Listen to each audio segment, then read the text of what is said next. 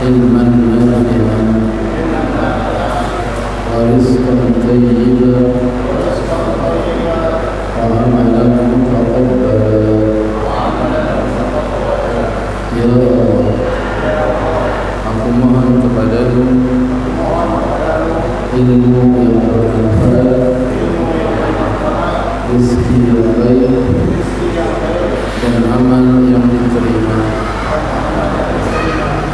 Allahumma Rabbas samawati sab'i Allahumma Rabbas samawati sab'i wa ma adlalna wa rabbal ardina sab'i wa ma adlalna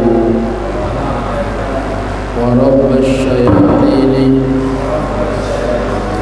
wa ma adlalna wa rabbar riyahi wa rabbar riyahi wa ma dharayna fa inna nas'aluka khayra hadhihi al-qaryah wa khayra ahliha wa khayra ma fiha wa na'udzu bika min syarriha wa syarri ahliha wa syarri ma fiha. Ya Allah, Rabb tujuh langit, Rabb tujuh langit, tujuh apa? Rabb tujuh langit dan apa-apa yang ada di bawahnya, Rabb tujuh bumi dan apa-apa yang ada di atasnya, Rabb setan-setan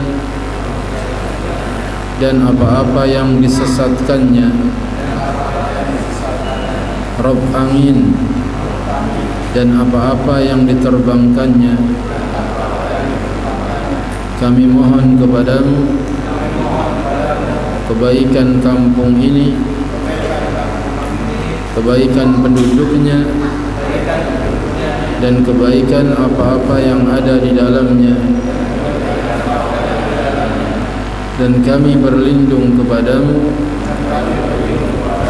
dari keburukannya, keburukan penduduknya, dan keburukan apa-apa yang ada di dalamnya. Amin. Alhamdulillah, wassalatu wassalamu ala rasulillah. Ashhadu an la ilaha illallah wahdahu la sharika lah, wa ashhadu anna Muhammadan abduhu wa rasuluh. Ya ayyuhalladzina amanu taqullaha haqqa tuqatih wa la tamutunna illa wa antum muslimun. Ya ayyuhan nasu taqu rabbakum alladzi khalaqakum min nafsin wahidah wa khalaqa minha zawjaha wa batha minhuma rijalan katsiran wa nisaa wattaqullaha alladzi tasaaluna bihi wal arham innallaha kana 'alaykum raqiba. Ya ayyuhalladzina amanu taqullaha wa qulu qawlan sadida yuslih lakum a'malakum wa yaghfir lakum dhunubakum wa man yuti'illaha wa rasulahu faqad faza fawzan 'azima. Amma ba'du, fa inna khayral kalami kalamullah wa khayral hadyi hadyi Muhammadin sallallahu alaihi wa ala alihi wa sallam wa syarrul umuri muhdatsatuha wa kullu muhdatsatin bid'ah wa kullu bid'atin dhalalah wa kullu dhalalatin finnar. Silahkan dibuka buku Jalan Golongan yang Selamat, Syekh Muhammad bin Jamil Zaino rahimahullah.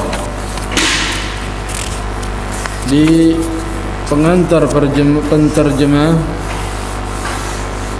dikatakan innal hamdalillah nahmaduhu wa nasta'inuhu wa nastaghfiruh wa na'udzu billahi min sururi anfusina wa min sayyiati a'malina man yahdihillahu fala mudilla lahu wa man yudlil fala hadiya lahu ashhadu an la ilaha illallah wahdahu la syarika lahu wa ashhadu anna Muhammadan abduhu wa rasuluhu amma ba'du. Bagi setiap muslim, bahkan semua umat manusia, mempelajari tauhid adalah sesuatu yang niscaya. Betapa tidak, tauhid adalah tujuan Allah mengutus segenap rasulnya. Al-Quran surat An-Nahl 36. Walaqad ba'atsna fi kulli ummatin rasulan an i'budullaha wajtanibut taghut.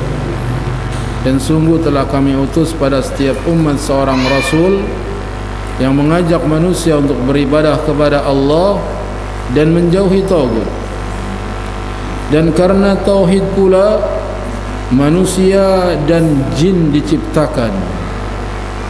Allah Subhanahu wa taala berfirman, "Wa ma khalaqtul jinna wal insa illa liya'budun." Dan aku tidak menciptakan jin dan manusia melainkan untuk beribadah kepadaku. Karena amal yang tidak dilandasi dengan tauhid akan menjadi sia-sia,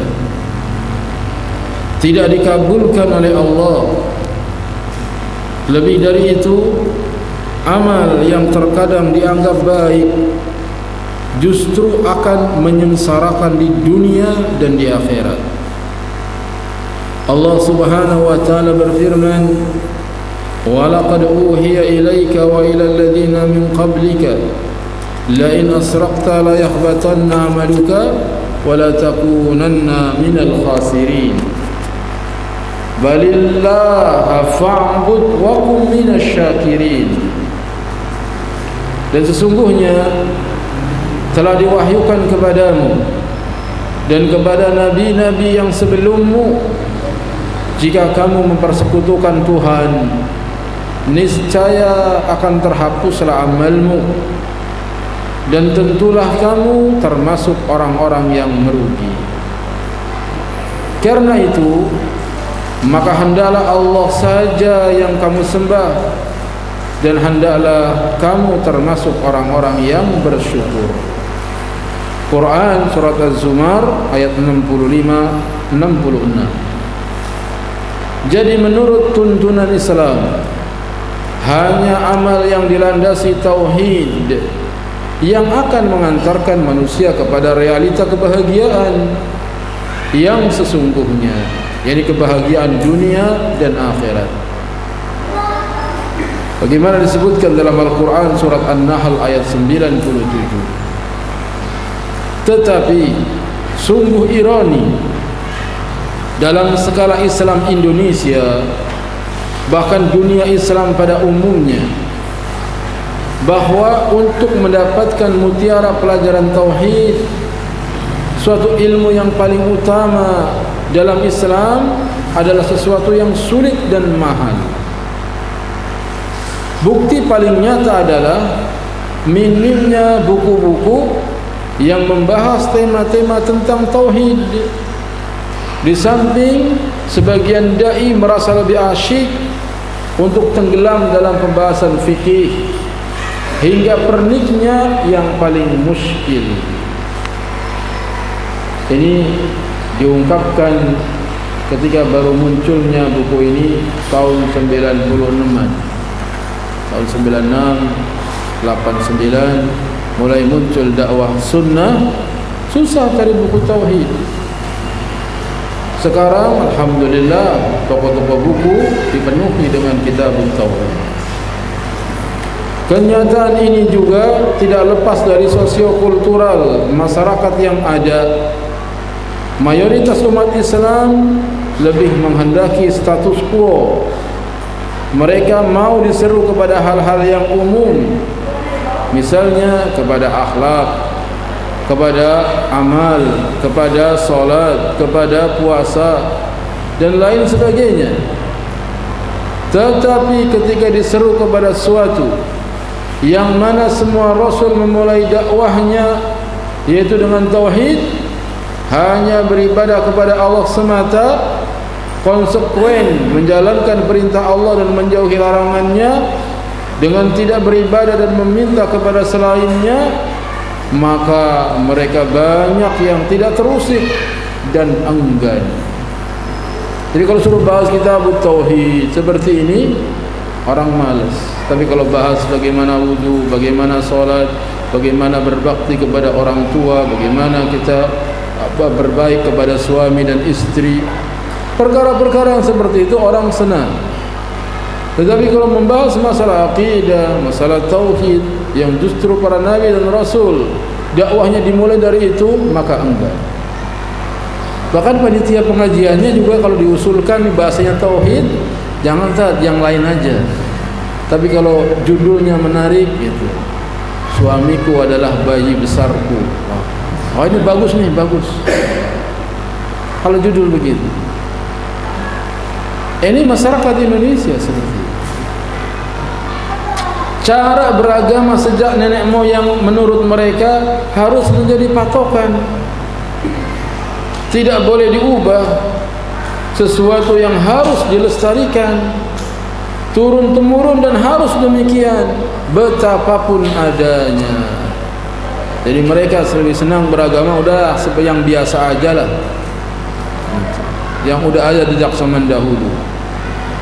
Kenyataan yang sungguh persis seperti yang digambarkan oleh Allah dalam Al-Quran.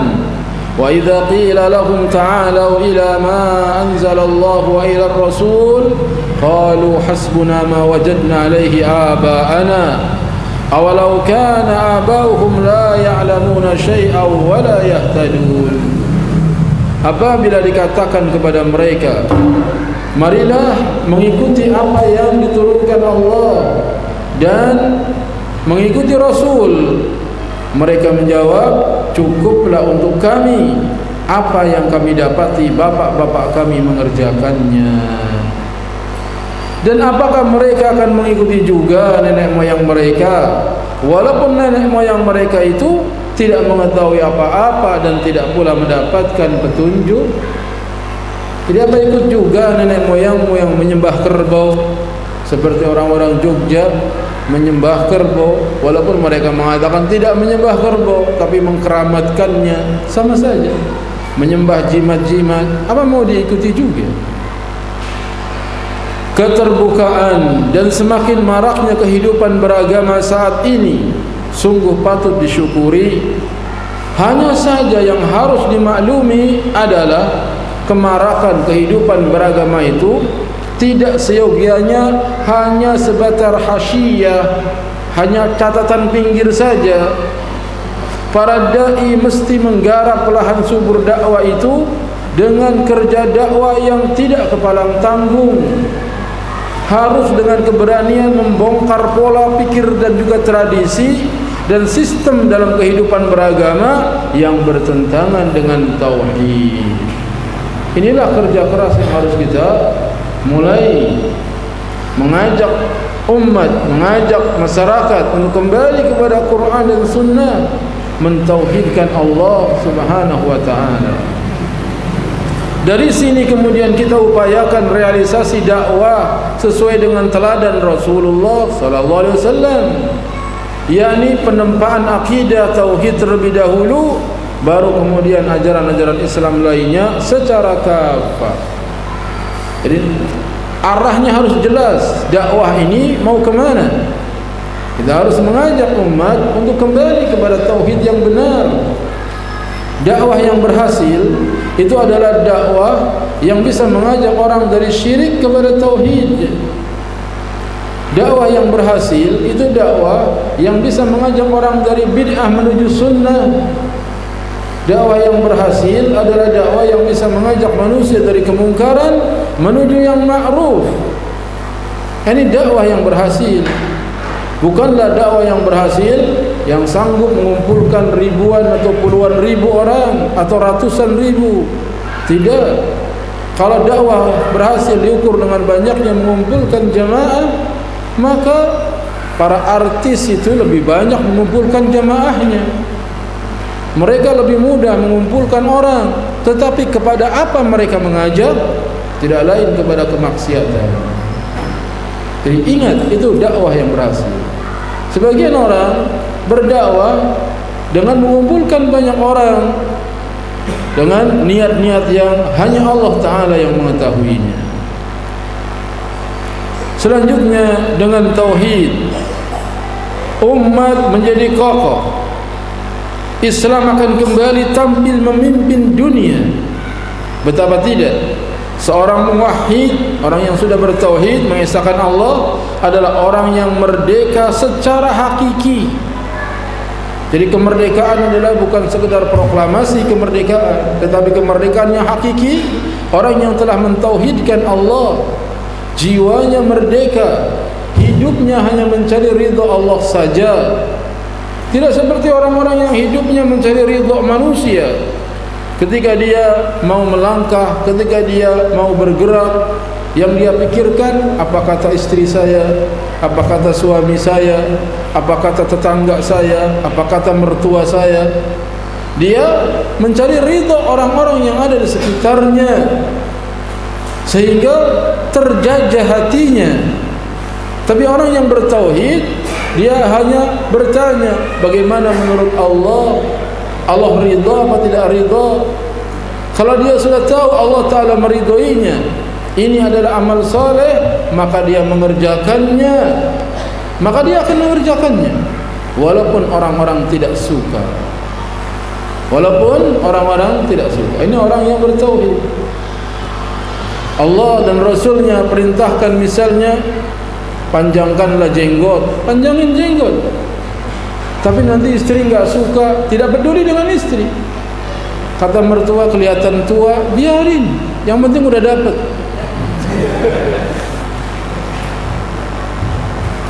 Jadi enggak peduli. Ini dibilang orang kalau punya jenggot itu orang jadi bodoh, karena saraf yang ke otak ketarik sama jenggot. Jadi orang yang berjenggot, sarafnya ke otak ketarik, jadi bodoh. Makin panjang jenggotnya makin bodoh orangnya. Ini orang menghina Rasulullah sallallahu alaihi wasallam, akan dituntut di hari kiamat. Semua nabi dan rasul berjenggot, semua nabi dan rasul. Tidakkah kita ingat bagaimana Musa marah sama Harun, ditarik, dijambak jenggotnya? Ini menunjukkan mereka berjenggot, dan nabi kita yang memerintahkannya. Orang mau ngomong apa, yang penting Allah ridho, maka dia merdeka. Yang hakiki adalah orang yang mentauhidkan Allah. Hidupnya merdeka, tidak dijajah. Kemudian tidak takut kepada siapapun dan apapun kecuali hanya kepada Allah. Bagaimana enggak hebat orang seperti itu? Enggak ada yang ditakuti kecuali Allah. Tidak seperti orang-orang yang belajar tauhid, mengaku sudah bertauhid, tetapi dia takut dengan masa depan, takut dengan rizki, sampai-sampai mempunyai anak aja takut nanti nggak bisa ngasih makan. Nah, ini orang yang lemah akidahnya. Nambah anak aja nggak bisa, apalagi nambah yang lain. Maksudnya nambah usaha gitu. Takut dia. Tauhidnya lemah. Selanjutnya hidupnya selalu optimis karena percaya bahwa yang kuasa memberi manfaat, yang menimpakan bahaya hanyalah Allah semata. Hidupnya optimis. Dia tidak pernah menggantungkan hidup sama orang lain. Betul-betul dia memahami Allahus Samad, Allah tempat bergantung. Dengan tauhidnya yang membaja, dia yakin bahwa Allah akan menolong dan memberi kemenangan. Dengan tauhid yang membaca. kita berdakwah bismillah, insyaallah Allah akan menolong. Selama kita ikhlas. Al-ikhlas sirrun najah. Ikhlas itu rahasia kesuksesan. Alhamdulillah, bangun masjid sudah jadi. Alhamdulillah. Jazakumullahu khairan untuk yang telah berjuang semuanya membangun masjid ini. Ini harus dikelola dengan baik. Ini dijadikan sebagai markas ilmu, sebagaimana masjid Rasulullah sallallahu alaihi wasallam yang sederhana tetapi melahirkan generasi terbaik sepanjang masa, ini para sahabat ridwanullah alaihim ajma'in. Apa yang diajarkan kepada para sahabat tidak lain yang diajarkan adalah qala Allah, qala Rasul, firman Allah dan sabda Rasulullah sallallahu alaihi wasallam. Ajarkan terus qala Allah, qala Rasul. Niscaya akan muncul generasi yang terbaik. Selanjutnya, apakah yang lahir dari kelompok umat muwahhidin tersebut selain kegemilangan dan teraihnya kesuksesan? Jawabannya enggak ada lain. Generasi tauhid pasti akan melahirkan kegemilangan dan kesuksesan. Dan terbukti 2/3 dunia ditaklukkan oleh para sahabat dengan akidah yang membaja di dada mereka. Karena itu buku yang ada di tangan pembaca ini menjadi sangat penting artinya, sebab dia membahas banyak hal tentang tauhid, juga masalah-masalah penting lainnya.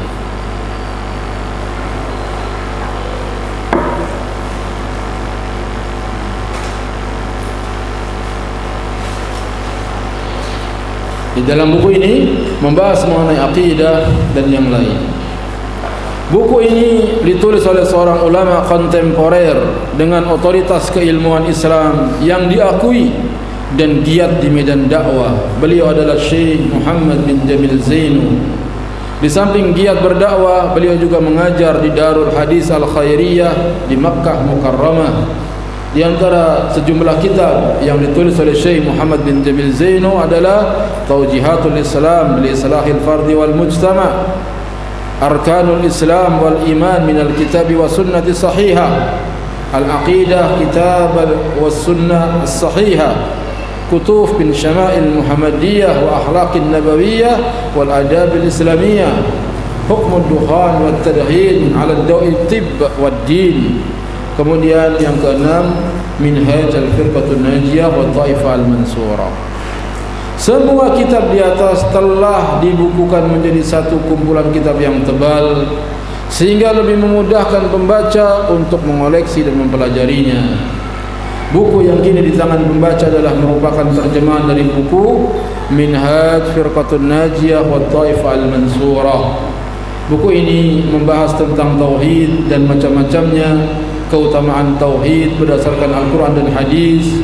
Lalu siapa Al-Firqatun Najiyah atau golongan yang selamat itu, At-Taifah Al-Mansurah, siapa kelompok yang mendapatkan pertolongan. Kemudian dibahas tentang syirik besar, syirik kecil, kufur besar, serta macam-macam dari masing-masing fenomena syirik, bahaya dan kiat pemberantasannya, mengenai hukum ziarah kubur, mengenai bid'ah dan lain sebagainya. Buku ini mempunyai beberapa daya tarik. Yang pertama, secara umum dia membahas permasalahan tauhid, tetapi penulisnya memberi judul dengan cara yang bombastis, Minhaj Al-Firqatun Najiyah wa Taifah Al-Mansurah, yang kami terjemahkan menjadi jalan golongan yang selamat.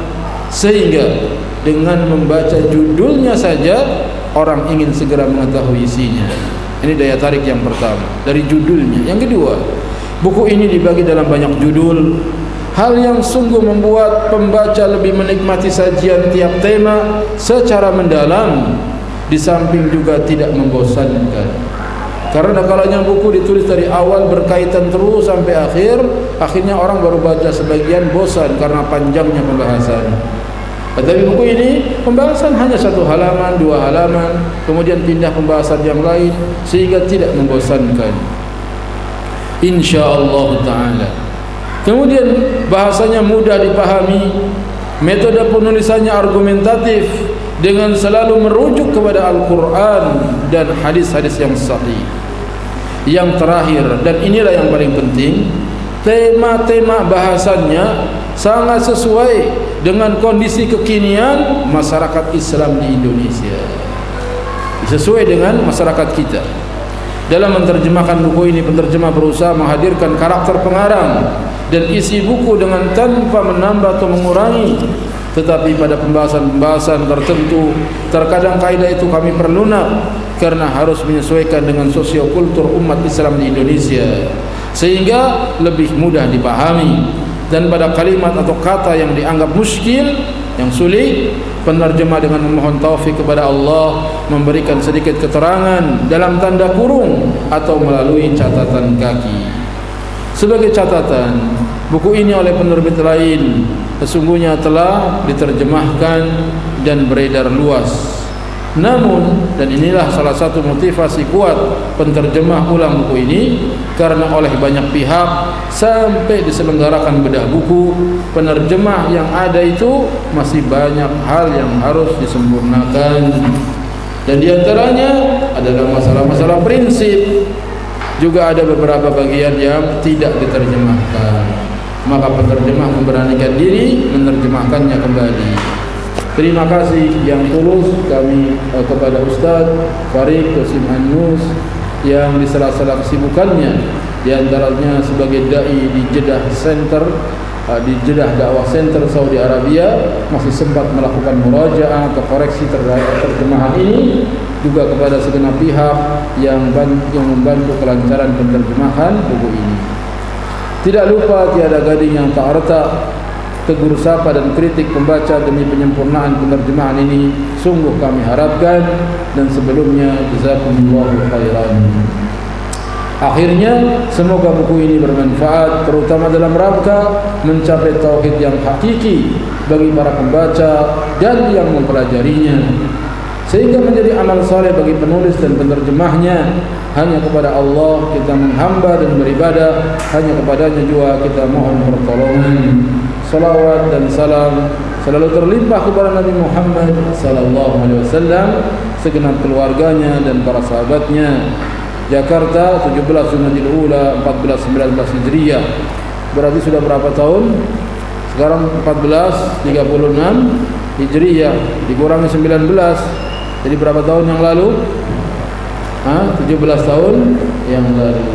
17 tahun yang lalu buku ini diterbitkan. Alhamdulillah sudah berkali-kali dicetak oleh penerbit Darul Haq pada waktu itu. Sekarang sudah cetakan yang ke-19, sehingga sudah tersebar buku ini. Kita akan memasuki bagian yang pertama atau bab yang pertama, diberi judul golongan yang selamat. Semoga Allah Ta'ala menjadikan kita golongan yang selamat. Allah Subhanahu wa Ta'ala berfirman, wa'tasimu bihablillahi jami'an wa la tafarraqu. Dan berpegang teguhlah kamu kepada agama Allah dan janganlah bercerai-berai.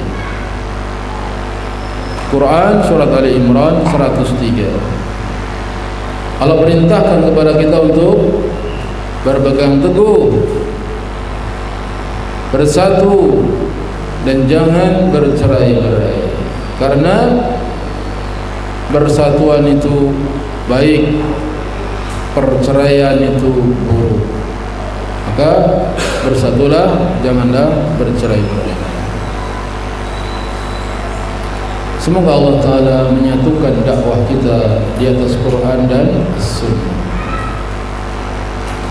Juga Allah Ta'ala berfirman, وَلَا تَكُونُوا مِنَ الْمُشْرِكِينَ. Dan janganlah engkau termasuk orang-orang musyrik. Saya minta minum.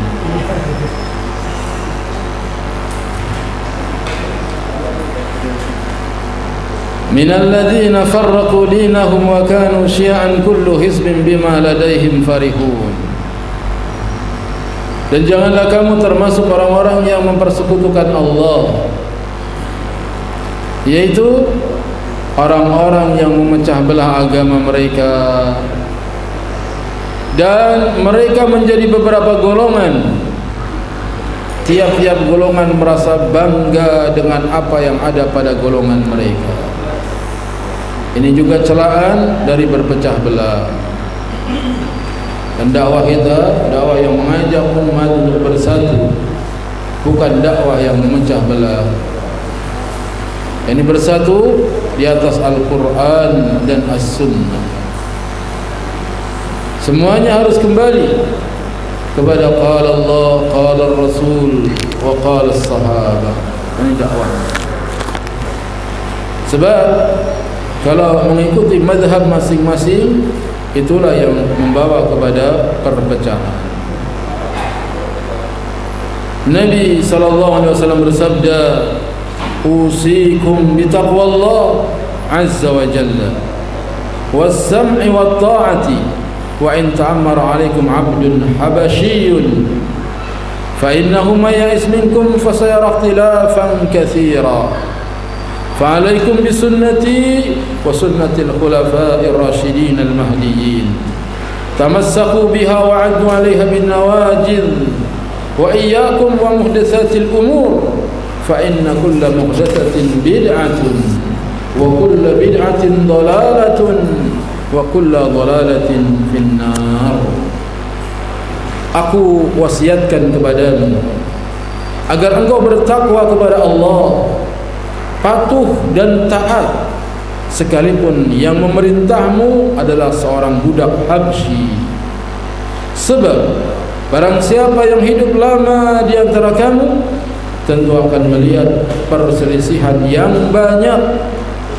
Karena itu berpegang teguhlah kepada sunnahku dan sunnah khulafaur rasyidin yang mereka itu mendapatkan petunjuk. Pegang teguhlah dia dan gigitlah dengan gigi geraham, dan hati-hatilah terhadap setiap perkara yang diada-adakan, karena semua perkara yang diada-adakan itu adalah bid'ah, sedangkan setiap bid'ah adalah sesat, dan setiap yang sesat tempatnya di neraka. Hadis diriwayatkan oleh Imam Nasa'i dan Tirmidzi, dan dia berkata hadis ini hasan sahih.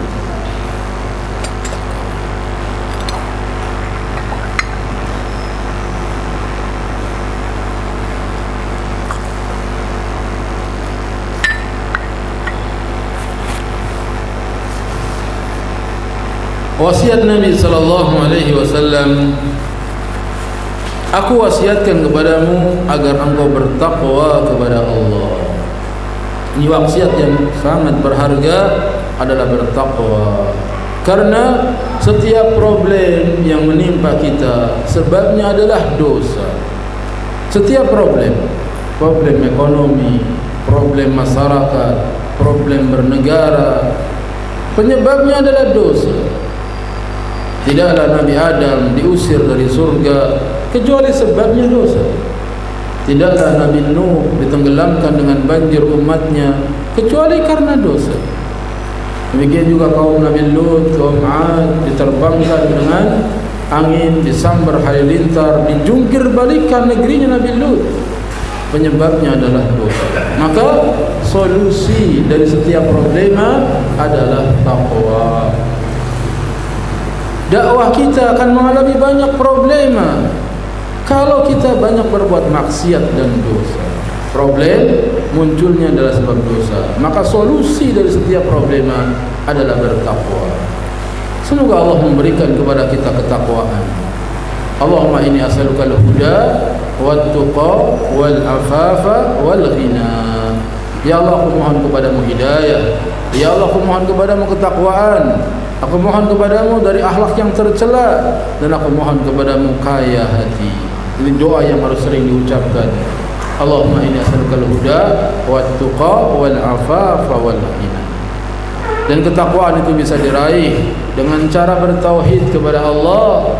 Yang kedua, menuntut ilmu. Kemudian baru yang ketiga, menjalankan perintah dan menjauhi larangannya. Ya, agar kita bisa jadi orang bertakwa, pertama bertauhid. Tanpa tauhid batal semua amalnya. Yang kedua, harus menuntut ilmu, harus belajar. Kalau enggak belajar, kita enggak tahu mana perintah, enggak tahu mana larangan. Kemudian baru menjalankan perintah dan menjauhi larangannya setelah kita belajar. Kemudian patuh dan taat. Nasihat yang kedua agar kita patuh dan taat kepada penguasa. Tidak boleh kita menjelek-jelekan penguasa, tidak boleh kita mengkritik-kritik penguasa, kecuali kita menasihati di hadapannya. Tidak boleh kita menyebarkan di media-media yang ada tentang keburukan penguasa, tidak boleh. Tapi kita patuh, kita taat selama perintahnya bukan dosa, bukan maksiat. Ini ahlu sunnah mengajarkan agar jangan menjelek-jelekan penguasa siapapun dia. Sekalipun yang memerintahmu adalah seorang budak Habsyi, walaupun pimpinannya adalah budak dari Ethiopia yang rambutnya keriting bergumpal, hidungnya pesek seperti burung betet, kulitnya hitam, jelek sekali, tetap kita harus mendengar dan taat. Selanjutnya, sebab barang siapa yang hidup lama di antara kamu, tentu dia akan menyaksikan perselisihan yang banyak. Sadaqah Rasulullah sallallahu alaihi wasallam. Betul apa yang Rasul sabdakan. Sekarang ini sudah banyak sekali perselisihan baina ahlul sunnah, bahkan perselisihan di antara ahlus sunnah. Ada perselisihan sama-sama ahlus sunnah, apalagi antara sunnah dan bid'ah. Karena Nabi katakan nanti akan terjadi banyak perselisihan. Lalu Nabi SAW memberikan solusi, jalan keluar. Bagaimana caranya kalau terjadi perselisihan? Kata beliau, berpegang teguhlah pada sunnahku dan sunnah khulafaur rasyidin yang mereka itu mendapatkan petunjuk. Jadi caranya agar kita selamat dari perpecahan, pegang sunnah Nabi. Selalu yang kita tanyakan mana sunnahnya, mana dalilnya, ikuti sunnah Nabi. Dan menakjubkan kita, di sini Nabi SAW tidak mengatakan peganglah Al-Quran, tapi dikatakan berpegang teguhlah dengan sunnahku. Kenapa sunnah Nabi tidak disebut Al-Quran? Karena Al-Quran wujud. Al-Quran itu bisa ditafsirkan ke segala arah. Sehingga yang lebih spesifik, yang menafsirkan Al-Quran adalah hadis Nabi SAW. Yang menafsirkan Al-Quran adalah para sahabat ridwanullah alaihim ajma'in. Maka yang Nabi ingatkan, berpeganglah dengan sunnahku dan sunnah khulafaur rasyidin. Bukan berarti meninggalkan Al-Quran, kan sekali-kali tidak. Kita mengagungkan, kita memuliakan Al-Quran, beragama dengan Al-Quran. Tetapi detail rincian daripada ayat-ayat Al-Quran adalah ada dalam hadis. Perintah salat misalnya, wa aqimus salat, dan dirikanlah salat. Bagaimana caranya salat? Caranya salat adalah mengikuti hadis Nabi sallallahu alaihi wasallam. Bagaimana bertakbir, bagaimana ruku, bagaimana yang tidak, dan seterusnya. Pegang teguhlah dia dan gigitlah dengan gigi geraham, dan hati-hatilah terhadap setiap perkara yang diada-adakan. Jadi kita harus berpegang teguh dengan sunnah Nabi dan gigitlah dengan gigi geraham. Karena memegang sunnah di akhir zaman itu susah. Memegang sunnah di akhir zaman itu berat. Banyak sekali orang yang meninggalkan sunnah Nabi karena enggak kuat beratnya fitnah. Dan itu Nabi telah sabdakan, badiru bil a'mali fitanan ka qita'il lailil mudlin, yusbihu ar-rajulu mu'minan wa yumsi kafira, wa yumsi mu'minan wa yusbihu kafira, yabi'u dinahu bi'aradi minad dunya. Segeralah kalian beramal, karena nanti akan ada fitnah seperti gelapnya malam. Pagi hari orang dalam keadaan beriman, sore hari sudah kafir. Sore dalam keadaan beriman, paginya sudah kafir. Mereka menjual agamanya dengan dunia. Ini fitnah di akhir zaman. Maka segeralah kita beramal. Jangan sibuk dengan fitnah, jangan sibuk dengan berita. Kita senangannya menyebarkan berita. Dapat berita disebarkan, dapat berita disebarkan. Apakah berita yang menyenangkan, apakah berita yang menakutkan? Tidak boleh sibuk dengan menyebarkan berita. Tidak ada gunanya. Sibuk dengan qala Allah, sibuk dengan qala Rasul, sibuk dengan beramal. Itu yang Nabi pesankan. Badiru bil a'mal. Segeralah kalian beramal. Antum punya WhatsApp, antum punya handphone, itu setiap hari yang disebarkan berita-berita. Ada berita kambing melahirkan ambing, berita ini, berita itu, enggak ada gunanya. Enggak ada gunanya. Jadi sampaikan qala Allah qala Rasul. Dan hati-hatilah terhadap setiap perkara yang diada-adakan. Karena semua perkara yang diada-adakan itu adalah bid'ah. Sedangkan setiap bid'ah adalah sesat, dan setiap yang sesat tempatnya di neraka. Dan Nabi sallallahu alaihi wasallam mengingatkan tentang bid'ah padahal waktu itu belum muncul bid'ah. Bid'ah belum muncul, sudah diingatkan, menunjukkan bahayanya bid'ah.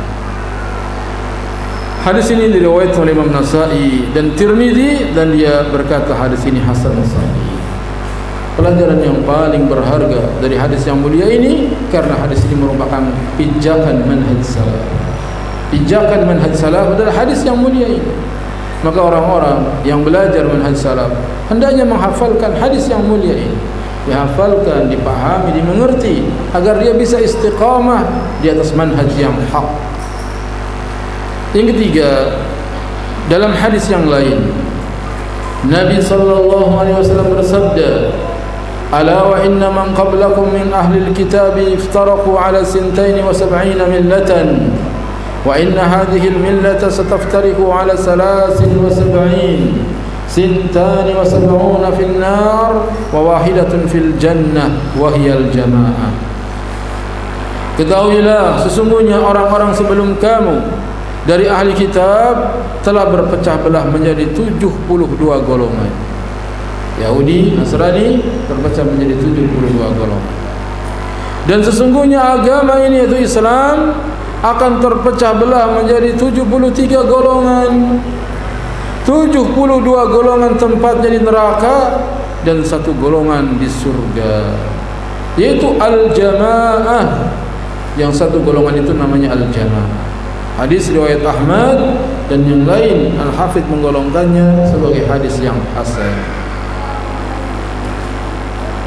Ini realita yang ada persis seperti yang Nabi sabdakan. Maka hadis ini membenarkan bahwa beliau adalah memang Rasulullah sallallahu alaihi wasallam. Apa saja yang beliau sabdakan terjadi. Kemudian dalam riwayat yang lain disebutkan, kulluhum finnar illa millatan wahidatan ma ana alaihi wa ashabi.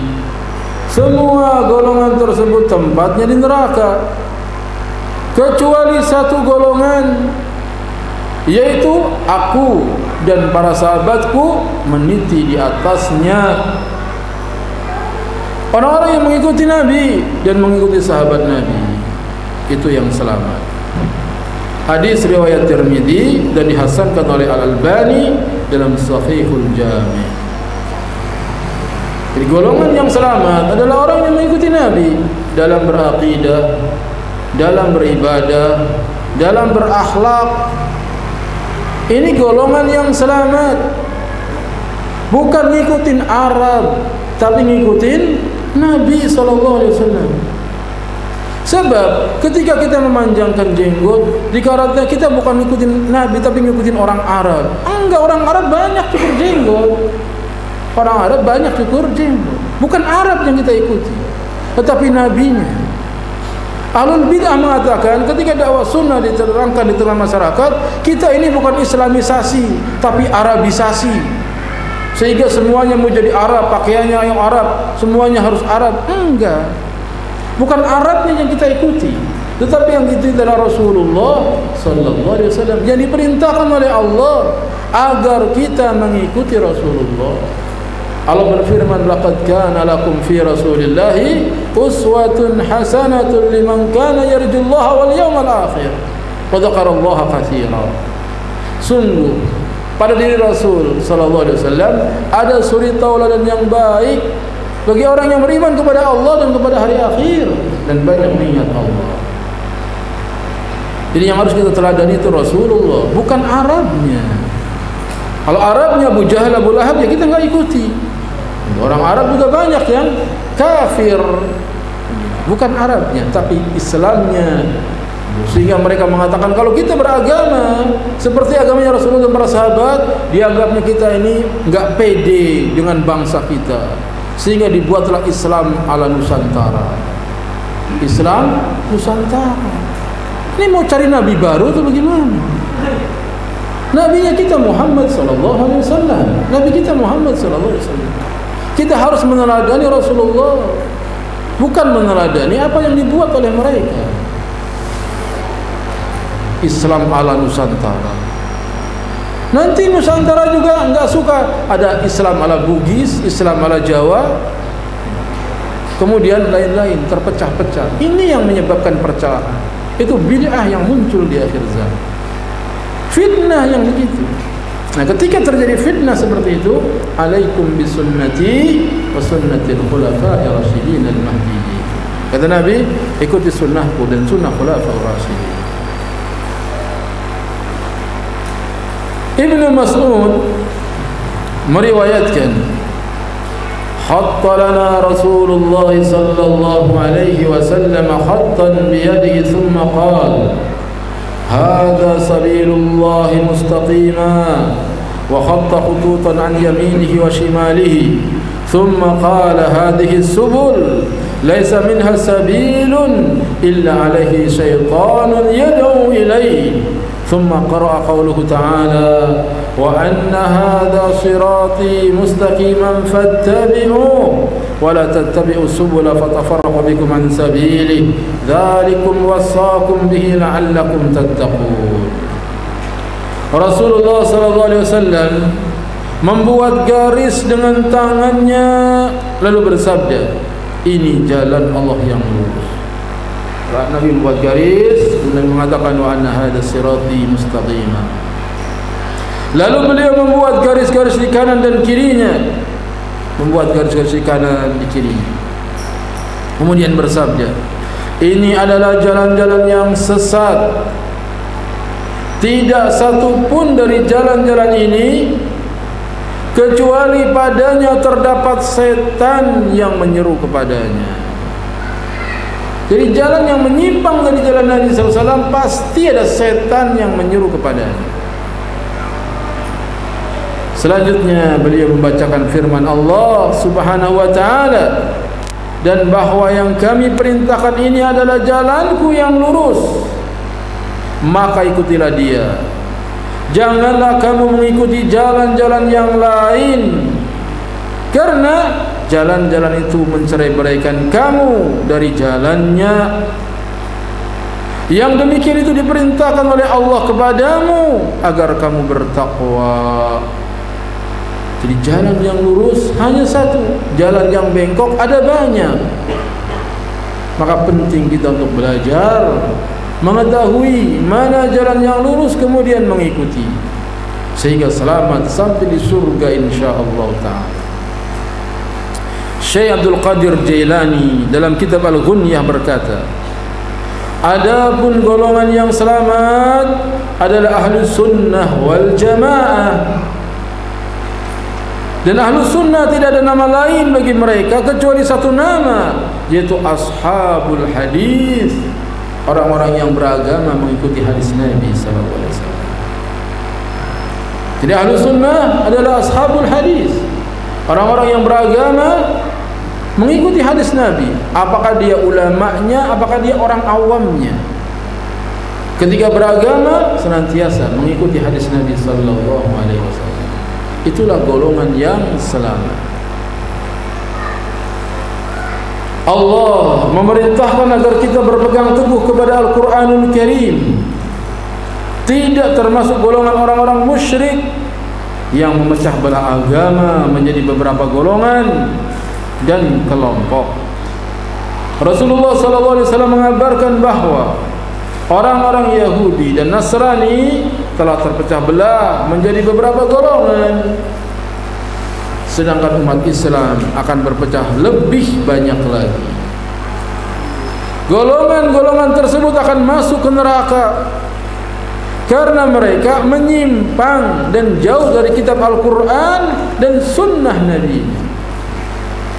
Di antara sunnah Nabi itu, Nabi kalau mau sholat, Nabi mengatakan sawu sufufakum, lurus dan rapatkan saf kalian. Kita sholat suruh rapat, pundak menempel pundak, itu ditertawakan. Sholat kakinya harus dilebarkan, enggak dilebarkan, kakinya sejajar dengan bahu. Sehingga yang rapat bukan hanya kaki, kakinya rapat, bahu juga rapat. Karena kata Nabi sallallahu alaihi wasallam, kalau ada celah saf itu akan dimasuki apa? Setan.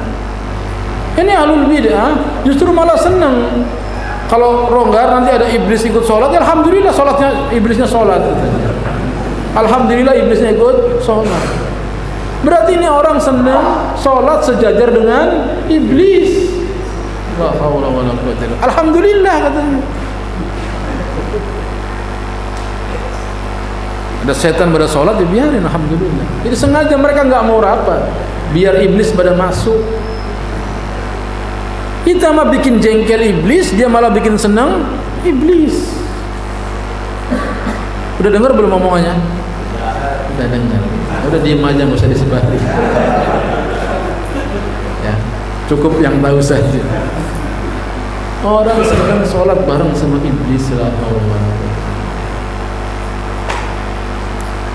Harusnya kita mengusir iblis, mempersempit jalan iblis. Dia malah memperbanyak jalan iblis. Dan hanya satu golongan yang selamat dan masuk surga, yaitu al-jamaah, yang berpegang teguh dengan kitab suci Al-Quran dan sunnah yang sahih, di samping melakukan amalan para sahabat dan Rasulullah sallallahu alaihi wasallam. Ya Allah, jadikanlah kami termasuk dalam golongan yang selamat, firqatun najiyah, dan semoga segenap umat Islam masuk ke dalamnya. Amin ya rabbal alamin. Bagian yang kedua,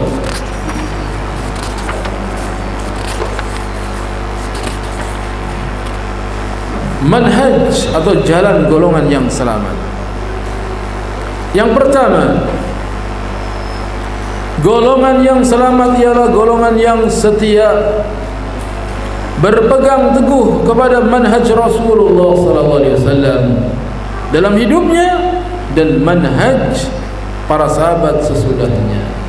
Manhaj artinya metode beragama, cara beragama, itu manhaj. Jadi golongan yang selamat, cara beragamanya ngikutin cara beragama Rasulullah dan para sahabatnya. Golongan yang menyimpang, yang celaka, mereka beragama inovasi sendiri, bikin cara sendiri dalam beragama. Tadi cara Nabi sholat merapatkan barisan, mereka enggak mau merapatkan barisan, mau dakwah sama iblis.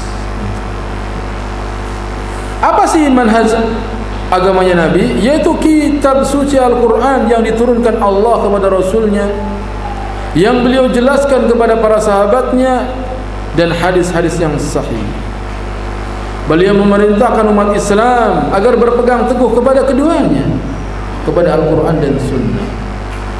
Nabi katakan, taraktu fikum syai'aini lan tadillu ba'dahuma, kitaballahi wa sunnati, wa la yatafarraqa hatta yarida 'alal haud. Aku tinggalkan kepadamu dua perkara, kalian tidak akan tersesat apabila berpegang teguh kepada keduanya, yaitu kitabullah dan sunnahku, kemudian tidak akan terpisah sehingga mendatangiku di telaga atau Al-Kautsar untuk mengucapkan terima kasih.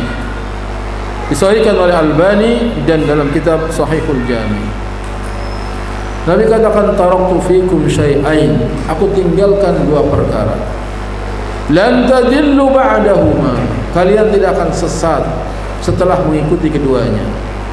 Kitabullah, yang pertama Al-Quran, kitabullah, wa sunnati, yang kedua sunnah Nabi sallallahu alaihi wasallam. Tidak akan tersesat kalau mengikuti Quran dan sunnah. Ini orang ahlul bid'ah bilang, enggak mungkin kita bisa sholat kalau hanya berpegang dengan Quran dan sunnah. Bahkan dia bilang, potong leher dia kalau orang bisa sholat hanya dengan Quran dan sunnah. Suruh dipotong leher dia. Enggak usah dipotong, nanti juga putus sendiri.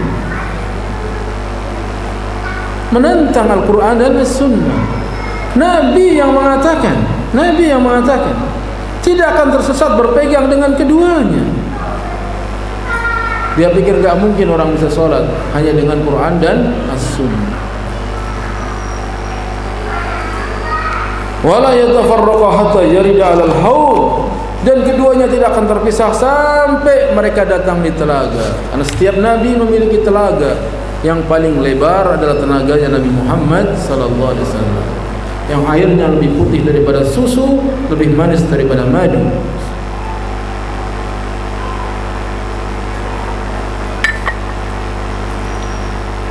Gayungnya bagikan bintang di langit, indahnya bagikan bintang di langit banyaknya.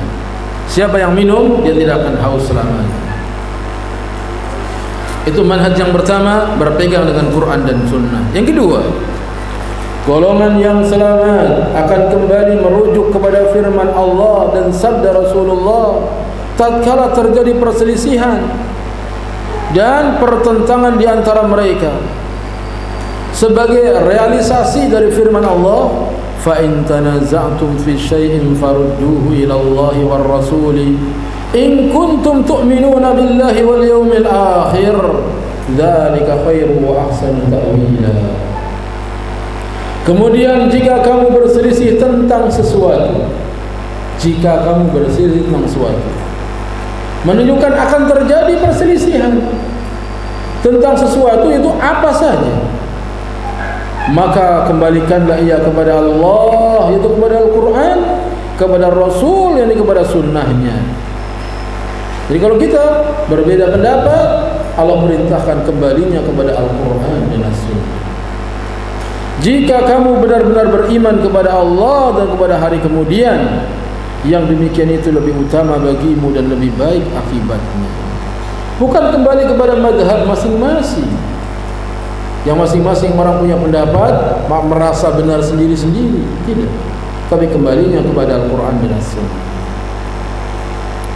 Yang ketiga, golongan yang selamat tidak mendahulukan perkataan seorang atas firman Allah dan sabda Rasulnya sebagai realisasi dari firman Allah, ya ayyuhalladzina amanu la tuqaddimu baina yadayillahi wa rasulih wattaqullaha innallaha as-sami'un 'alim.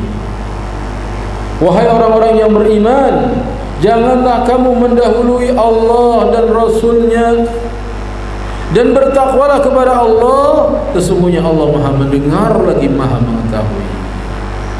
Jangan mendahului Allah, jangan mendahului Rasulnya. Jadi jangan membantah firman Allah dan Rasulnya.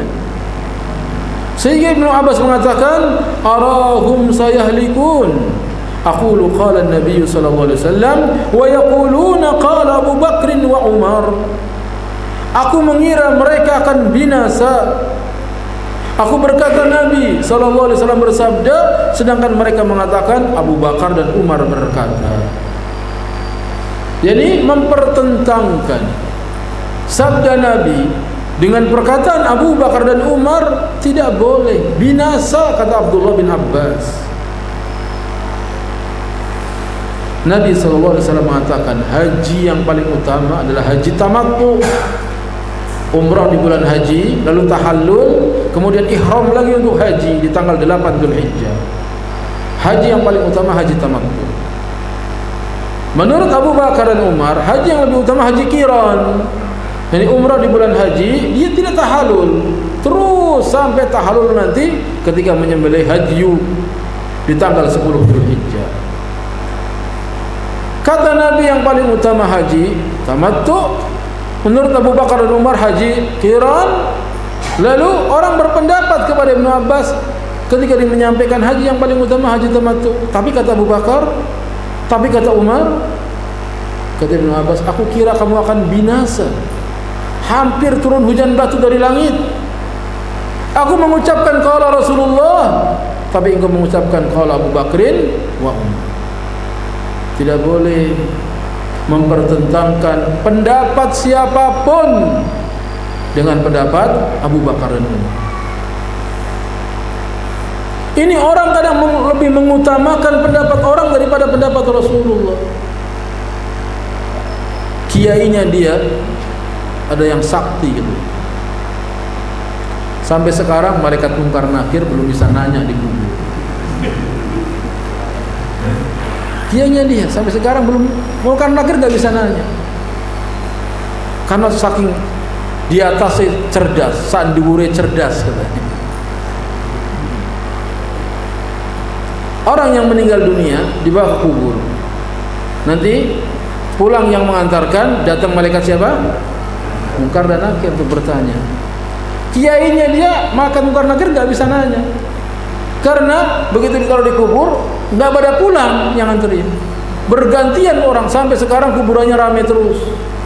Munkar Nakir ngantri katanya, nungguin. Kapan nunggu sepi nih saya mau tanya. Ini perkataan apa yang seperti ini?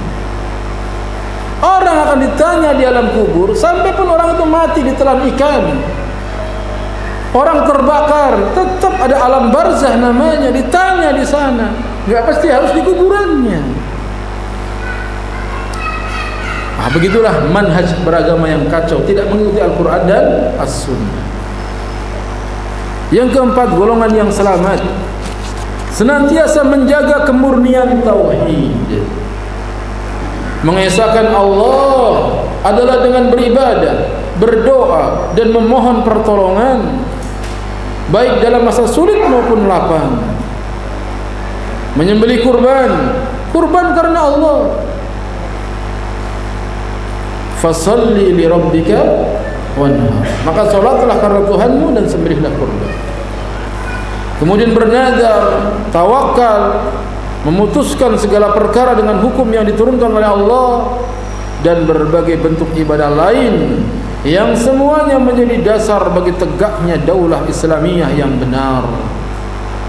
Menjauhi dan membasmi berbagai bentuk syirik dengan segala simbol-simbolnya yang banyak ditemui di negara-negara Islam.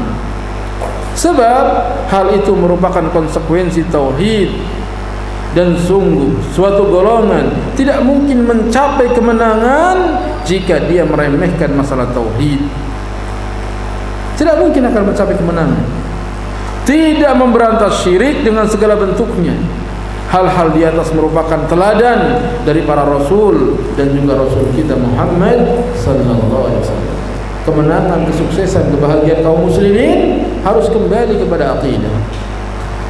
Seperti Nabi mengatakan, "Idza tabayantum bil 'ainah wa akhadtum adnab al baqar wa raditum biz zar'i wa taraktumul jihad fi sabilillah sallallahu alaikum dhullan la yanzihu ankum hatta tarji'u ila dinikum." Apabila kalian sudah jual beli dengan cara ainah, kredit dua harga, kemudian kalian ridho dengan tanam-tanaman, kalian senang dengan ekor-ekor sapi, dan meninggalkan perjuangan di jalan Allah, niscaya Allah akan timpakan kepada kalian kehinaan. Dan kehinaan itu tidak akan dicabut dari kalian sampai kalian kembali kepada agama kalian. Jadi syarat mencabut kehinaan dari kaum mukminin adalah kaum mukminin kembali kepada agamanya, mempelajari agamanya, mengamalkannya, dan terus mendakwahkannya. Yang kelima, golongan yang selamat senang menghidupkan sunnah-sunnah Rasulullah dalam ibadah, dalam perilaku, dan dalam segenap hidupnya. Ini ciri-ciri golongan yang selamat. Menghidupkan sunnah Nabi, bukan meninggalkan sunnah Nabi. Apa ini hukumnya? Hukumnya sunnah, sunnah tinggalkan. Bukan. Ini sunnah Nabi, dia hidupkan sunnah Nabi. Ada sunnah Nabi yang enak, ada sunnah Nabi yang enggak enak. Semuanya dihidupkan. Puasa Senin Kamis sunnah Nabi. Enak apa enggak enak? Enak. Poligami sunnah Nabi itu bukan? Jadi golongan yang selamat senang menghidupkan sunnah-sunnah Rasulullah dalam ibadah, perilaku, dan yang lain. Karena itu mereka menjadi orang-orang asing di tengah kaumnya. Jadi orang aneh. Sebagaimana disabdakan oleh Nabi sallallahu alaihi wasallam, "Innal Islam bada'a ghariban wa sayaudu ghariban kama bada'a, fatuba lil ghuraba." Sesungguhnya Islam pada permulaannya adalah asing dan akan kembali menjadi asing seperti pada permulaannya. Maka keuntungan besarlah bagi orang-orang yang dianggap asing. Hadis riwayat Muslim. Jadi kita akan menjadi orang yang aneh, asing. Karena apa? Karena kita ikuti semua sunnah Nabi yang kita tahu, kita jalankan. Sehingga orang yang menghidupkan sunnah Nabi dari ujung rambut sampai ujung kaki, dia akan menjadi orang yang aneh di tengah masyarakatnya, seakan-akan orang yang baru turun dari bulan yang ada antena di kepalanya. Sehingga ketika keluar rumah, orang pada heran semua. Itu kalau kita mempraktekkan sunnah Nabi dari ujung rambut sampai ujung kaki, kita praktekkan, kita jadi orang aneh di tengah masyarakat. Tetapi alhamdulillah, tidak peduli dengan anggapan aneh, terus ini sunnah Nabi kita hidupkan, maka mulai banyak orang-orang yang mengikutinya. Dalam riwayat yang lain disebutkan, fatuba lil ghuraba alladzina yasluhuna idza fasadan nas, dan keuntungan besarlah bagi orang-orang yang asing, yaitu orang-orang yang tetap berbuat baik ketika manusia sudah rusak. Beruntung orang-orang yang dianggap asing. Siapa orang asing? Yang selalu membuat islah, memperbaiki ketika orang sudah rusak. Ketika orang berbuat syirik, dia mengajak kepada tauhid. Ketika orang berbuat bid'ah, dia mengajak kepada sunnah.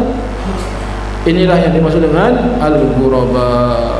Dan masih banyak ciri-ciri yang lain disebutkan sampai 12 macam, dan kita separuhnya sudah kita sampaikan mengenai al-ghuraba. Sallallahu ala nabiyina Muhammadin wa ala alihi wa ashabihi ajma'in. Sampai di sini silahkan yang sudah nulis pertanyaan dikedepankan.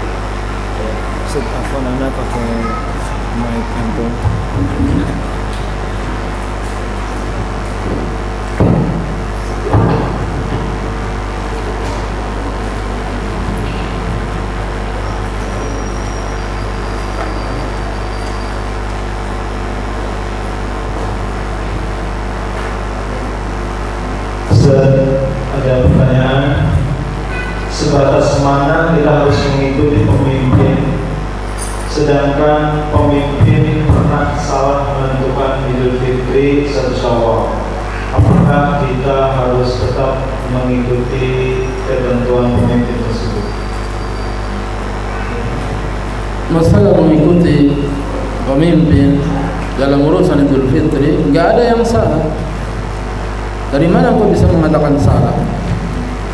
Karena dalam urusan hari raya, yang mengikuti penguasa itulah yang benar, yang menyelisih penguasa itulah yang salah.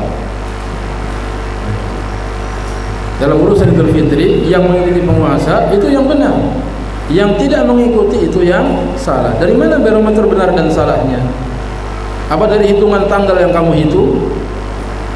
Yang menentukan itu penguasa dalam urusan Idul Fitri, Idul Adha. Karena Nabi mengatakan, sumu yawma yasumun waftiru yawma yuftirun.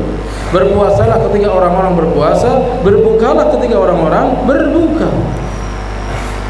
Jadi wewenang menentukan 1 Syawal, wewenang menentukan 10 Dzulhijjah, itu wewenang penguasa dalam hukum Islam. Bukan menurut hitungan falak, bukan menurut hitungan hisab, tetapi yang berhak menentukan kapan 1 Syawal, kapan 1 Dzulhijjah, kapan 10 Dzulhijjah itu penguasa. bukan perhitungan orang-orang yang menghitung. Jadi mengikuti penguasa enggak salah, harus kita ikuti. Tidak boleh mengikuti penguasa kalau penguasanya menyuruh berbuat dosa, menyuruh berbuat maksiat, nah itu enggak boleh ikut. Tapi selama penguasa menyuruh kebaikan, maka kita wajib mengikutinya. Wallahu a'lam. Bagaimana kalau menentukan Idul Adha yang banyak mengatakan bahwa Idul Adha itu adalah batasannya ketika wukuf di Arafah? Benar, dalam urusan Idul Adha benar. Karena Arafah hanya ada satu di dunia, yang ada di sana. Nggak ada Arafah lagi di Ciganjur misalnya.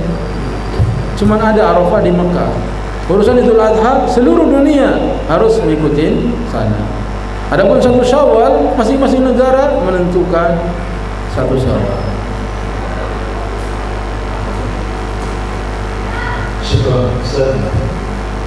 Ada sebagian orang yang menilai Salafi ini hanya sekumpulan orang-orang yang kerjaannya hanya mengaji, penampilan khusus, sibuk dengan ibadah pribadi dan tidak memiliki karya apapun. Mereka membandingkan dengan sebagian ormas yang memiliki banyak sekolah, rumah sakit, dan karya lain yang bermanfaat bagi banyak. Bahkan mengatakan bahwa Salafi ini terlalu kaku, anggapan hanya dirinya benar dan yang lain itu adalah salah. Iya, penilaian yang bagus. Penilaian yang bagus buat kita. Salafi orang yang sibuk ngaji, benar. Benar kan sibuk ngaji, bagus apa jelek? Penilaian yang bagus, sibuknya ngaji, sibuknya ibadah. Alhamdulillah, karena wa ma khalaqtul jinna wal insa illa liya'budun. Ini menunjukkan kebaikan Salafi di mata musuhnya. Ini menunjukkan kebaikan Salafi di mata musuh. Orang yang benci sama Salafi telah mengakui kebaikan Salafi. Sibuk dengan penampilan yang khusus, bukan penampilan yang khusus, tapi penampilan meneladani Rasulullah sallallahu alaihi wasallam. Kita memakai baju gamis misalnya tiap hari karena Rasulullah mengatakan kana ahabbu siyabi ila Nabi sallallahu alaihi wasallam al-qamis. Pakaian yang paling dicintai oleh Rasulullah SAW adalah baju gamis. Hadisnya sahih Bukhari dan Muslim. Anda bisa baca dalam kitab Riyadhus Shalihin. Jadi bukan penampilan khusus, tapi penampilan berusaha mengikuti Nabi. Walaupun enggak persis sama, bahannya beda, tukang jahitnya juga beda. Tapi begitulah baju gamis, kriterianya kita ikuti. Adapun kalau mereka menuduh kita enggak punya karya, itu dusta. Orang-orang Salafi bilang enggak punya karya, dusta. Kitab-kitab yang dibaca itu karya siapa kalau bukan ulama salaf? Tahu kamu ulama salaf? Mereka adalah Imam Abu Hanifah, Imam Malik, Imam Syafi'i, Imam Ahmad bin Hanbal. Mereka Salafi. Engkau menghina salaf, menghina mereka. Siapa salaf? Imam Bukhari, Muslim, Abu Dawud, Tirmidzi, Nasai, Ibnu Majah, itu mereka Salafi. Imam Ibnu Taimiyah, Imam Ibnu Katsir, Ibnu Qayyim al-Jauzi, mereka Salafi. Dan diawali dengan generasi mereka Abu Bakar, Umar, Utsman dan Ali, itu mereka Salafi. Maka tidak ada celah sama sekali orang dituduh Salafi. Sekolahan-sekolahan banyak sekarang. Banyak sekarang orang-orang yang belajar manhaj salaf mendirikan sekolah. Kalau misalnya antum belum tahu, tanya. Jangan menuduh kamunya. Di sini juga bikin sekolahan insyaallah. Sudah ada sekolahnya? Lagi bikin ya. Bohong gitu. Kalau mereka bilang kita nggak punya karya, bohong. Dan bukti telah membuktikan sekolahan banyak. Walaupun mungkin belum sebanyak mereka yang punya kiprah. Yang terpenting bukan masalah banyaknya sekolahan. Yang terpenting adalah manhajnya. Diajak kemana anak-anak kita, disajarin apa mereka itu. Adapun merasa benar sendiri, ya iya. Seorang muslim harus merasa benar di atas dalil dan hujjah. Enggak bisa kebenaran itu banyak, karena tadi mengatakan kebenaranku satu. Wa anna hadza sirati mustaqima. Inilah jalanku yang lurus. Wala tattabi'us subul. Jangan kamu mengikuti jalan-jalan yang lain. Fatafarraqu bikum an sabilih, yang akan memecah belah kamu dari jalannya. Benar. Ya, maka ini tuduhan yang baik yang dialamatkan kepada kita, walhamdulillah.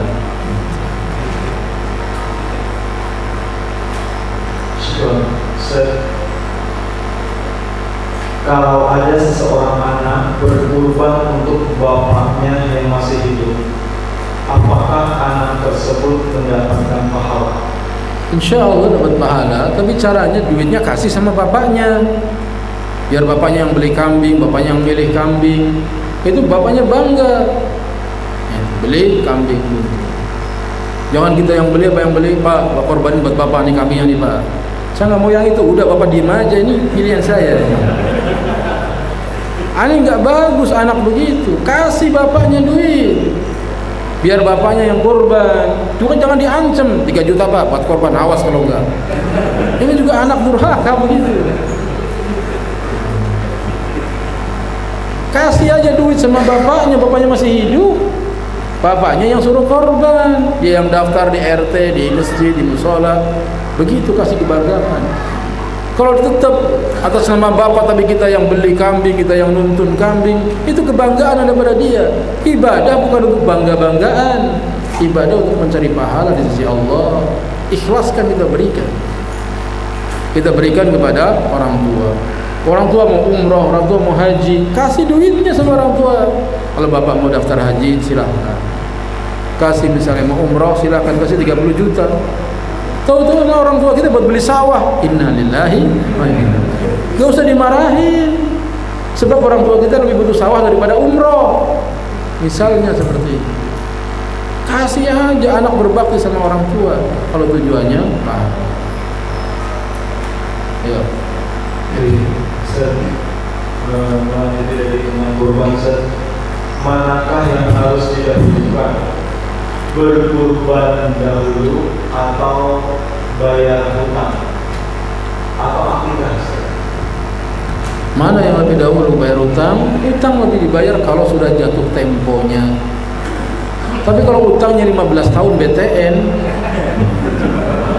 gua nggak mau korban apa, masih banyak hutang. Hutang mah sampai mati nggak lunas. Ini banyak orang hidupnya di atas hutang. Kalau hutang itu belum jatuh tempo, nggak apa-apa kita korban dulu. Bayar hutang tiap bulan. Banyak orang hutang, motornya hutang, mobilnya hutang, rumahnya juga hutang. Spring bed buat tidur sama istri, hutang juga. Ini pola hidup yang jelek, modalnya hutang. Rasulullah berlindung dari hutang. Rasulullah berlindung dari hutang. Terus kita kalau mengikuti Rasulullah, jangan suka hutang. Jangan suka hutang. Nanti kalau nggak hutang nggak punya motor tadi. Nggak punya motor nggak dosa. Mati meninggalkan hutang dosa apa tidak? Dosa.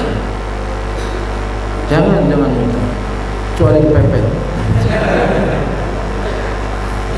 Kecuali kepepet. Kita dapat gajian misalnya nih tanggal 1 Oktober. Kemudian tanggal 24 September ada kurban. Nanti gajian bisa buat bayar, ngutang dulu buat beli kambing, nanti bayar. Boleh seperti itu, tetapi nggak dianjurkan. Boleh, tetapi nggak menganjurkan. Sebab apa? Kita nggak tahu ajal kita kapan. Utang tetap ditagih. Sedangkan gajian masih mungkin, masih enggak, bisa iya, bisa enggak. Belum tentu ajal kita tiba. Maka tidak dianjurkan. Adapun akikah, kita mau kurban jangan cerita akikah. Akikah itu tadi waktu lahir bayi umur 7 hari. Itu baru akikah. Atau sekarang sebelum kurban akikah, nanti waktunya kurban baru kurban. Sudah mau kurban baru nanya, saya mau kurban tapi belum akikah, atau bagaimana? Enggak ada cerita begitu. Sahabat Nabi nanya sama Nabi, enggak ada. Siapa bilang ada, tunjukkan sama saya. Ini orang sekarang aja aneh-aneh nanya begitu. Kalau mau akikah sekarang, kajian nih Ahad pagi misalnya, nanti mau akikah, habis ngaji makan kambing. Ditunggu itu akikahnya. Jangan aqua doang, kembung nih.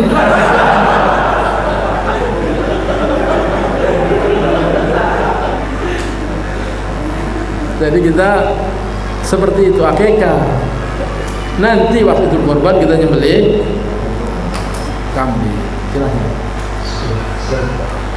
Ada hadis tentang larangan menggulung pakaian, dan ketika kita menggunakan kain sarung yang kita gulung kainnya dipegang, apakah itu terkena larangan hadis tersebut? Jadi kalau dibuka lepas dulu.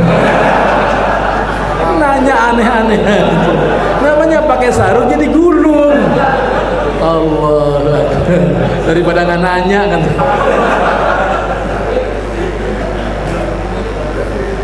Inilah penuntut ilmu akhir zaman nih. Ya kalau nggak digulung apa terjadi? Udah lepas masih beralasan lagi. Kok kamu lepas sarungnya nggak terasa? Saking busuknya saya. Saking busuknya lepas sarungnya.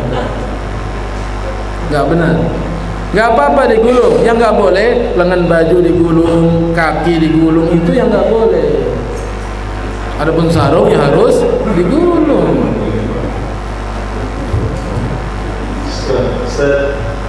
Bagaimana menanamkan tauhid kepada anak-anak di lingkungan yang banyak fitnah, misalnya menolak undangan ulang tahun dan lain-lain?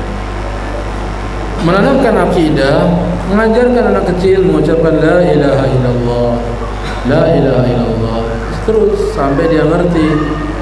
Kemudian dikasih tahu di mana Allah, Allah di langit, Allah di arsy. Kasih tahu sama anak kecil. Selalu diajarin kalau dia minta apa, duit pak, duit, doa dulu minta kepada Allah. Dia berdoa, ya Allah saya minta duit, baru kita kasih. Beli sepatu pak, sepatu, kasih tahu, doa dulu minta kepada Allah untuk menanamkan tauhid. Ada saya berdoa, gimana doanya? Ya Allah saya minta sepatu ya Allah, baru ya besok beli, dibelikan.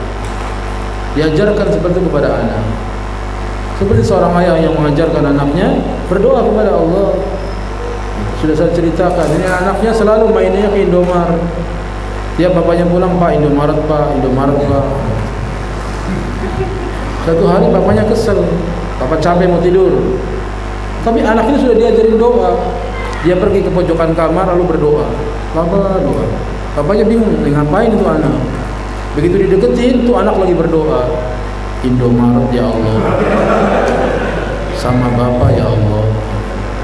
Bapaknya kesian lihat dia, Indomaret ya Allah sama bapak ya. Akhirnya bapaknya ngantuk-ngantuk bilang, ayo berangkat. Amin. Itu dia. Anak yang sudah diajarkan tauhid, dia doa sama Allah. Dan dengan sebab itu bapaknya jadi kesian. Siapa yang membuat hati kesian? Allah. Dikabulkan. Ya, teruskan.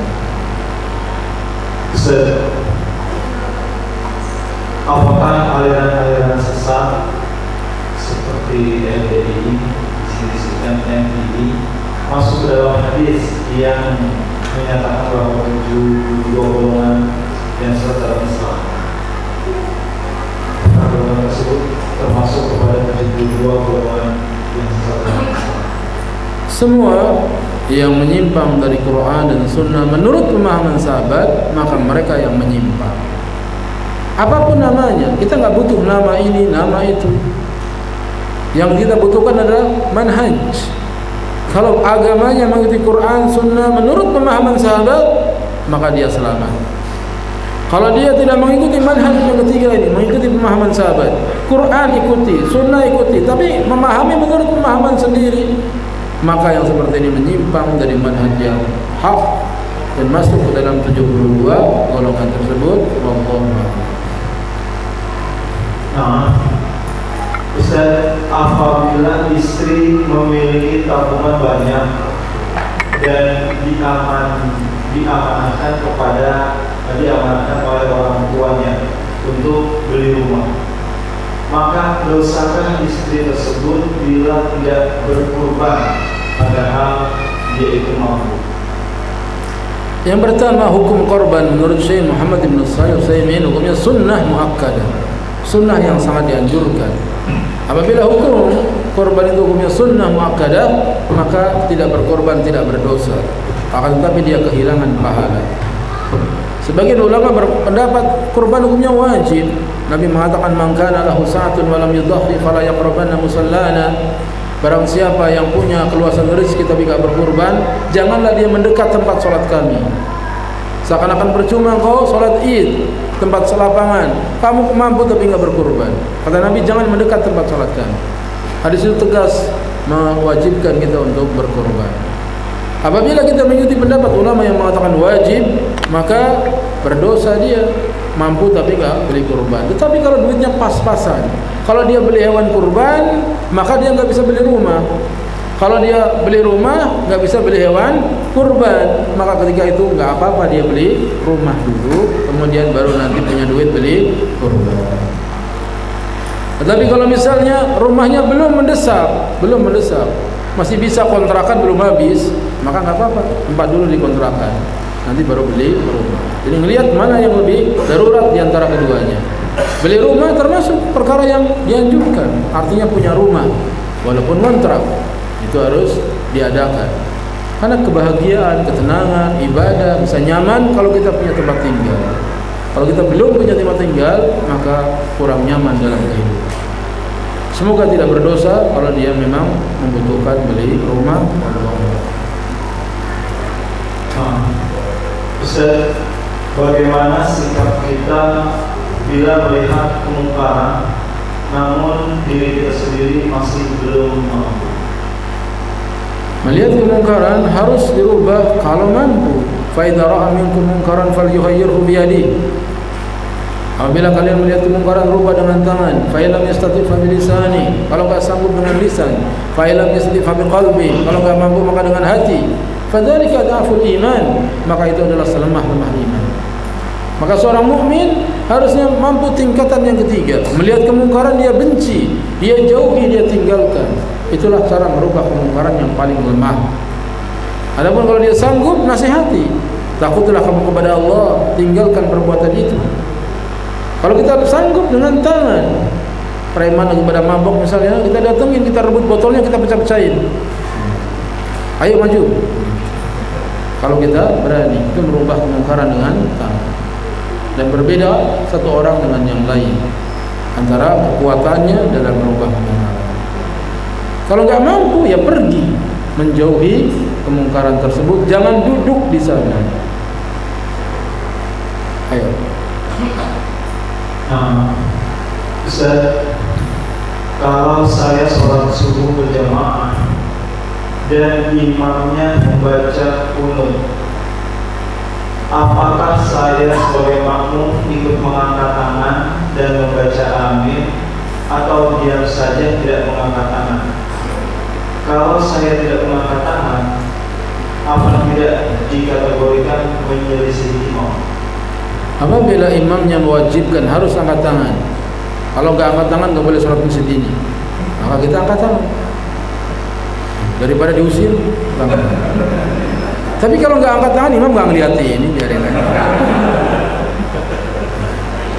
Nggak usah angkat tangan.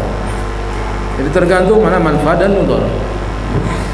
Kalau misalnya kalau nggak angkat tangan, dilaporin sama imam, kamu subuh ikut saya nggak angkat tangan, besok nggak boleh lagi. Gampang caranya, dia udah Allahu Akbar, kita baru masuk. Nggak mungkin hai ya, tidak mungkin. Jadi tidak usah angkat tangan. Para ulama memfatwakan boleh ikut angkat tangan. Fatwa para ulama. Kemudian apakah tidak menyelisih imam? Menyelisih itu dalam gerakan-gerakan yang merupakan ajaran Nabi. Maksudnya Nabi SAW mensunnahkan, kita tidak mengikutinya, maka itu dianggapnya menyelisihi imam. Tetapi kalau Nabi tidak mensunnahkan, kita meyakini qunut subuh itu misalnya tidak sunnah, lalu kita nggak ngikutin, nggak apa-apa. Sama seperti garuk-garuk itu nggak sunnah. Begitu imam garuk-garuk, nggak garuk-garuk. Enggak, itu bukan gerakan sholat yang disunnahkan. Jadi nggak apa-apa tidak mengikuti, tidak termasuk menyelisihi imam. Yang penting gerakannya, yang tidak ikut, rukuk ikut, sujud ikut, jangan diselisih. Sebab ada juga yang menyelisihi. Begitu imam Allahumma hdini fi man hadait, dia langsung Allahu Akbar sujud duluan. Itu ada. Saking sakleknya itu di tempat saya tinggal, Komplek Pelni. Kita imamnya lagi Allahumma hdina fi man hadait, Allahu Akbar, sebaris itu sana sujud semua. kemudian salam duluan. Ini nggak benar ini orang. Ibaratnya naik mobil belum sampai tujuan udah loncat duluan dari orang belum salam udah salam duluan. Itu menyelisih imam yang seperti itu. Tidak seperti itu. Seandainya antum ikut kunut, ikut saja, kita yakin itu bid'ah, kita ikut saja, sah salatnya, tidak batal salat. Tapi kita harus jelaskan yang sunnah memang sunnah, yang bid'ah itu bid'ah. Ustaz, anak ingin tahu tentang puasa Daud. Sebab yang anda tahu puasa Daud itu diselang-seling. Bagaimana ketika pada puasanya itu bertepatan dengan hari Jumat atau hari Sabtu? Yang anda tahu hari-hari tersebut dilarang berpuasa. Bagaimana dengan hukumnya apabila kita melakukan pada hari-hari tersebut? Puasa Daud, sehari puasa, sehari berbuka. Jalan Senin puasa, Selasa buka, Rabu puasa, Kamis buka. Kemudian Jumat bagaimana puasa? Boleh puasa Jumat karena ada sebelumnya. Sabtu kita berbuka. Nanti kalau pas Sabtu waktunya berbuka, waktunya puasa, maka kita nggak boleh puasa hari Sabtu. Untuk hari Sabtu ada larangan tegas. Dilarang puasa hari Sabtu kecuali puasa fardu. Dilarang puasa Sabtu kecuali puasa fardu. Jadi semua puasa yang bukan puasa fardu dilarang dikerjakan di hari Sabtu. Adapun hari Jumat boleh kita puasa asal kita puasa sebelumnya atau puasa sesudah. Jadi kalau sebelumnya sudah puasa berarti boleh. Jadi sebelumnya Kamis kita sudah puasa, Rebo sudah puasa, Kamis berbuka. Itu rangkaian puasa sebelumnya puasa Daud. Jumat bisa dikerjakan. Tapi Sabtunya libur, nggak boleh puasa. Karena puasa Daud hukumnya sunnah.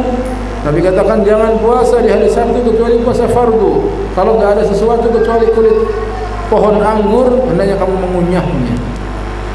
Jadi saking kerasnya larangan puasa hari Sabtu, maka tidak boleh puasa hari Sabtu walaupun puasa Daud. Seandainya Arafah jatuh hari Sabtu, tetap nggak boleh puasa hari Sabtu. Ini menurut pendapat ulama ahlul hadis, dipelopori oleh Syekh Albani dan murid-muridnya. Adapun jumhur ulama tidak boleh puasa hari Sabtu, itu mengkhususkan hari Sabtu. Kalau enggak mengkhususkan, boleh. Jumhur ulama berpendapat begitu.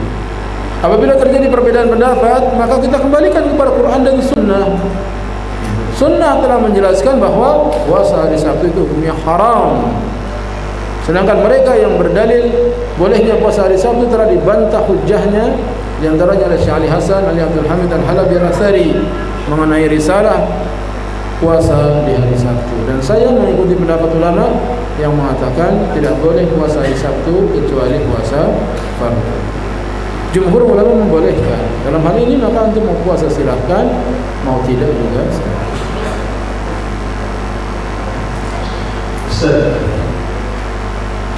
Ibu Ana sedang menjalani terapi dengan menggunakan obat-obatan dari Korea yang konon mengandung mineral yang berguna untuk penyembuhan. Obat-obatan tersebut berupa kalung leontin yang dipakaikan sehari-hari dengan di atas kasur atau di atas tidur. Bagaimana hukumnya saat menjalani pengobatan tersebut? Jawabannya saya tidak tahu. Tanya sama ustaz yang lain, saya tidak.